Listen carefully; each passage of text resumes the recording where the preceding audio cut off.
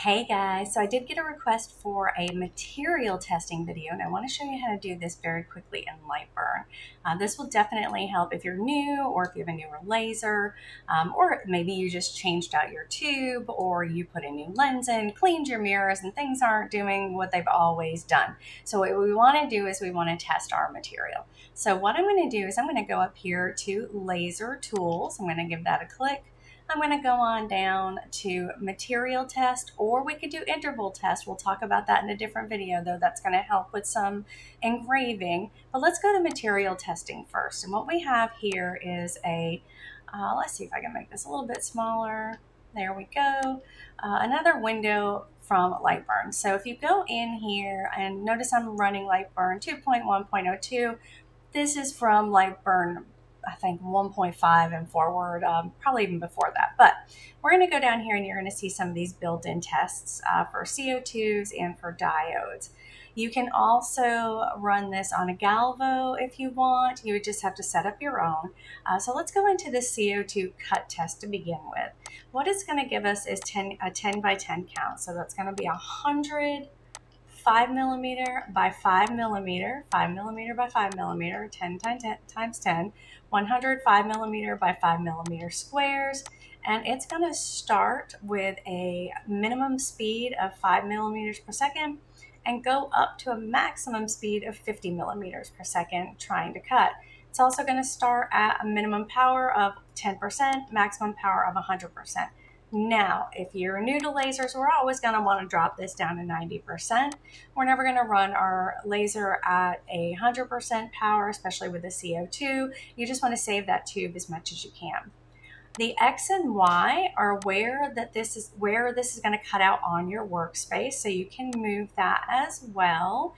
I like to start it, let's see, central, probably about 50 by 50. That just kind of gets it up closer to the origin of my specific workspace or my specific computer system, or not computer system, y'all, it's Monday. My specific workspace on my laser. This just shows us that the edit material settings, when it prints out or when it engraves out, is going to be in our 00 layer. The tech setting is going to be in the 01 layer, and the border setting is going to be in the 02 layer. And you can go in here and adjust what power and speed you want those at. So let's say I want my border to just be a line. I'm going to make sure it's a line that's going to run pretty fast. I'm probably going to run it at a really low speed so it goes very quickly. My text, I may want that as a fill, so that's probably going to engrave. And the material settings, we probably do that as a line as well. So that's how you can change those. And let's go to preview and kind of show us what this is going to do. And we're always going to want to use our preview, right? Before we run anything, before we run even a material test, we're going to do our preview. So let's preview it. And then it's going to show me, okay, these things are all going to be engraved. These are all going to be cut. And when I run it, we're going to find out which one is going to cut the best, and that is what we're going to use for our power. Once we have found this speed and power that cuts, we can then go down and start doing our own testing. So let's start here, and let's just do a 5 by 5. Let's only do 25,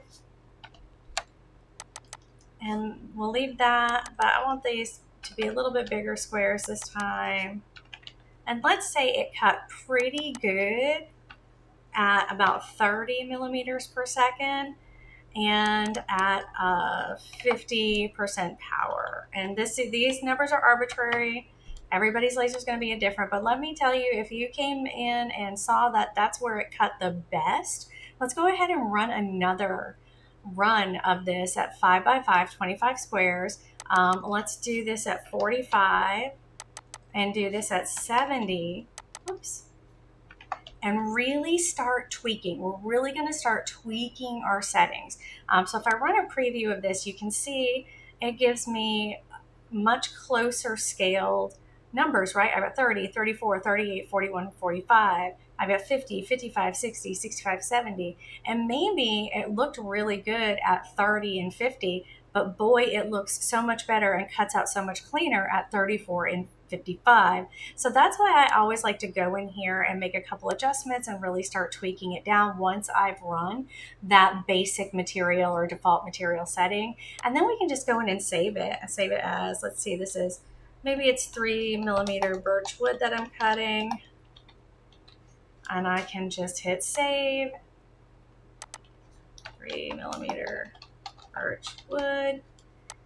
And then that's going to now be in here. So maybe I get 3mm birch wood from another vendor a little bit later down the road, and I want to rerun this same test, this same dialed in test, just to see how it works.